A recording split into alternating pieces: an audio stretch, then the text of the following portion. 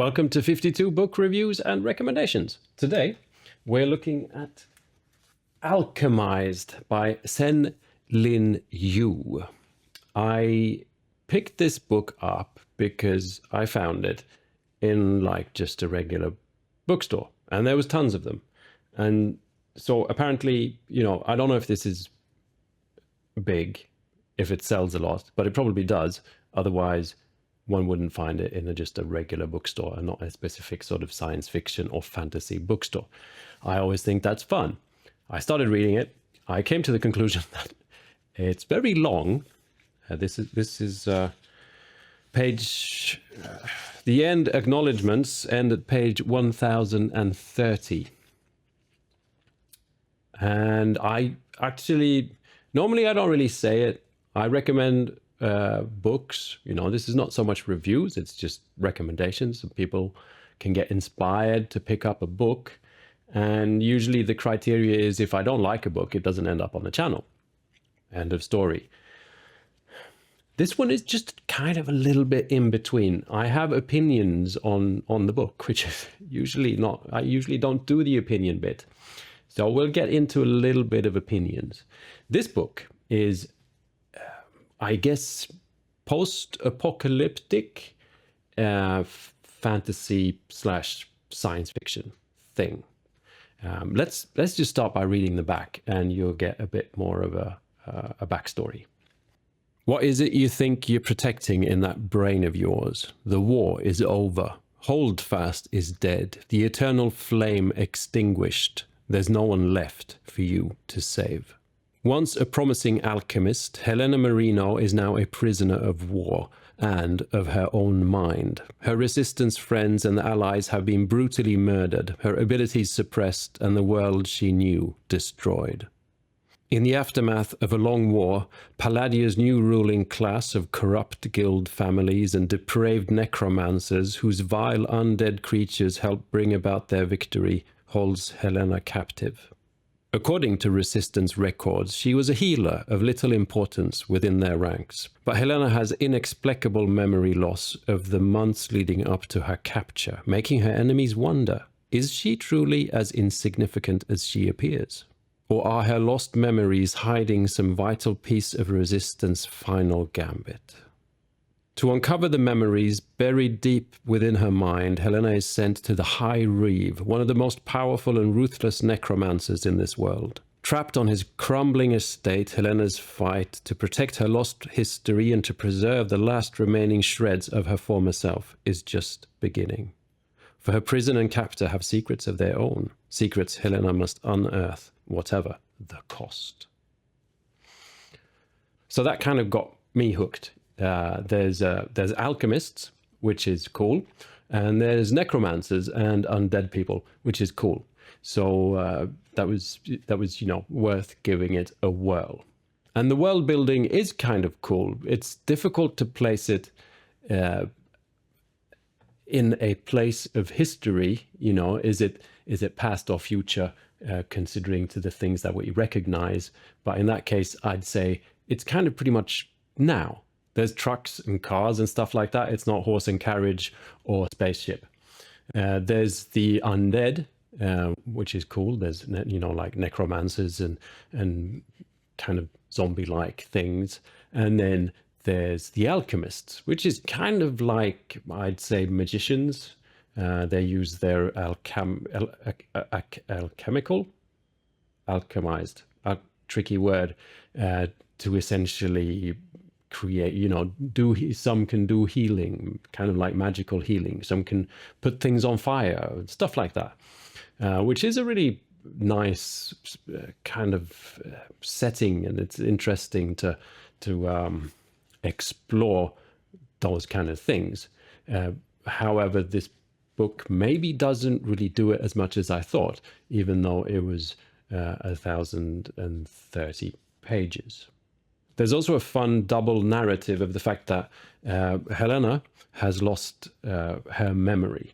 So throughout the book, essentially she tries to recover her memory, which is unfolded to the continuation of the story. So we sort of get glimpses of the past that figure out what's going to be happening in the future. So there's a lot of sort of jumping back and forth with, that's also fun. It sort of just sort of keeps the pace going. But I just think maybe this book should have been just edited shorter. There's repetitional bits, there's only so many times you can sort of say that you've lost your memory and be sad about it. So it's like the entire story is great fun, and there's bits in here that are really sort of like exciting and high paced and sort of action wise. There's a love story, which is, it's love stories are great, but it's like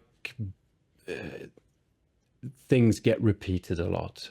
I seriously, and I don't say this to be mean or anything like that, but I think this book could have been 500 pages and not 1,000 pages and not really lost the sentiment of what's going on. So that's the sort of general feeling I got reading it. I kept reading it because it was very exciting and I just kind of wanted to know what was going to happen. But there was a lot of instances when I was like, yes, I understand you guys are in love. You've already been in love for like 10 pages back. Or yes, I understand you're in pain, but you get my point. That said, I just wanted to say it because it's just something that normally I don't really feel that in many books, but here I was just kind of wondering why an editor hadn't gone in and been like, great, let's just make it half the length. With that said, we need to read a little bit, and I'm actually going to just jump to chapter 2 because it just explains a little bit more of the setting, and you still get an idea of the language, which is basically why I read. Chapter 2. There was a necrothrall somewhere nearby. Alone and unable to focus, Helena could smell the rotting meat and chemical preservatives. The Undying used the dead like puppets to perform any undesirable or menial tasks. Chained and waiting, she wondered what this one was being used for. She peered around, looking for any shadows beyond the curtains. Marino? Her name was whispered so softly it could have been a breeze. Turning, Helena made out a face peeking through the dividing curtain. She squinted hard, and her eyes managed to focus enough to make out a pale face and hair. Marino, is that you? Helena nodded, trying to see who it was. It's Grace. I was an orderly in the hospital. She crept through the curtain as she spoke. She had a heavy northern accent, the kind that pulled hard on the consonants. Sorry, I'm disoriented, Helena said. I didn't expect to see you here. Grace came closer, youthful, yet sunken features emerging from the dimness, her expression both frightened and curious. Helena's eyes widened. Grace's face was disfigured with scars, long cuts that bisected her cheeks and thinner nose. Not the accidental marring of injury, they were intentional. Helena tried to lift a hand, but the shackles on her wrists were too short. What happened? Grace looked confused, and then, following Helena's stare, reached up to touch her face. Oh, the cuts. We all have them. What? Why would the liches...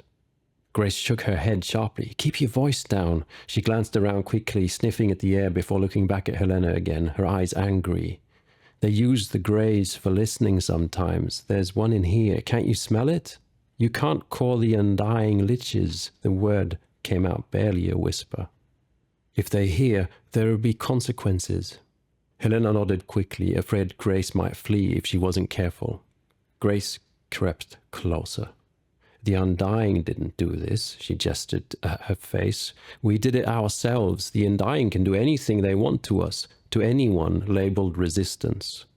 It's the thing nowadays to keep greys instead of staff. Other times, they just want something to play with at a party or after a night out. Her face twisted. No one interferes. Even the ones who aren't undying or in the guilds will go along with it because they all hope it'll give them a better chance at earning immortality too. Grace gave a jerky, stilted shrug, but if you're messed up looking, they won't keep you for long. She drew a shaky breath and then peered hard at Helena. Where have you been?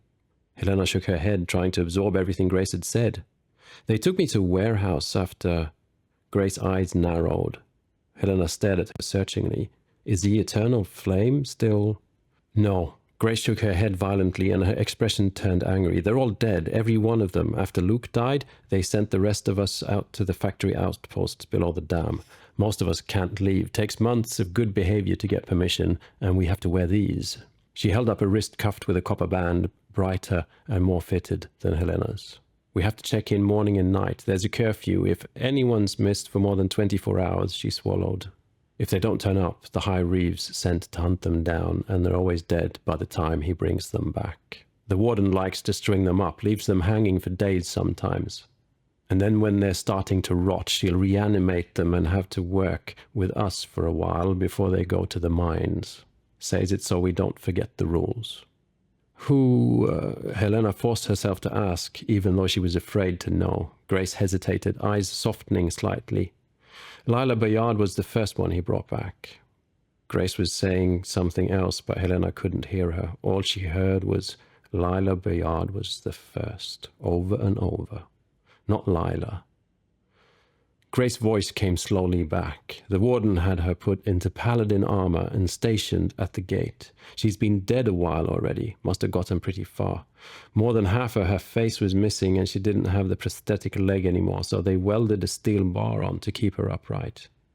It can't really move, it just stands there. We go past every day. Grace seemed to finally notice Helena's expression. She looked down. She's mostly bones now. The warden thinks it's funny. Helena shook her head, struggling to accept it, but of course Lila was dead. For Luke to be captured and killed, his paladins had to be killed. That was the oath they took, to die for the Principate. Helena swallowed hard, but surely somewhere the resistance... There is no resistance, Grace said in a harsh whisper. You think the rest of us were going to keep fighting with everyone in the Eternal Flame dead? There's no point. The High Reeve kills everyone. Any hint, even whispers, get people killed. He has this monster he uses for hunting. There's no point in running away or resisting or organizing unless you want to be the next corpse. Helena fell silent. Grace watched her warily, fidgeting and seeming ready to bolt at any moment. Who's the High Reeve? Helena hoped it was a safe question to ask. She didn't remember the title. Grace shook her head. I don't know. He still wears a helmet the way the Undying did during the war. The High Necromancer's too important for public appearances, so he sends the High Reeve instead. He's some kind of Vivimancer, but not like the rest. He kills people without even touching them. Resonance doesn't work like that, Helena said, correcting her reflectively. Without an array, a stable channel has to be formed through contact, and then... I know how resonance works, Grace said sharply, but I've seen him do it. Last week, Grace's voice failed. Her throat sobbed several times. There was a smuggling ring. There's been a grain shortage. Most of what we get on the outpost is rotten. A few people were bringing in extra food. It wasn't even a lot, but the warden heard rumors about the prisoners organizing. 10 people in all. Public execution. The High Reeve did all of them at the same time. Did it clean so they'll last longer in the Lumithium mines. Grace seemed to shrivel as she spoke, as if the memory were enough to paralyze her. All there is now is surviving. That is all that matters, she whispered the last words, as if they weren't for Helena, but for herself. And there we are. So the general story is there's alchemists, they're sort of the higher order. It's like in mages and the mages tower, but they're alchemists. And their major purpose is to fight evil. And evil appears, the undead, and there's a war. There's a massive war, and everyone tries to win the war. And in the middle of this, we have Helena, that at the start of the book comes out with a lost memory. Throughout the book, she regains her memory, which retells the story of this war, but also kind of then continues into, a continuation of the storyline with a rather major love story in there. I liked it. That's why it's on the channel. I just wish it would have been a little bit shorter.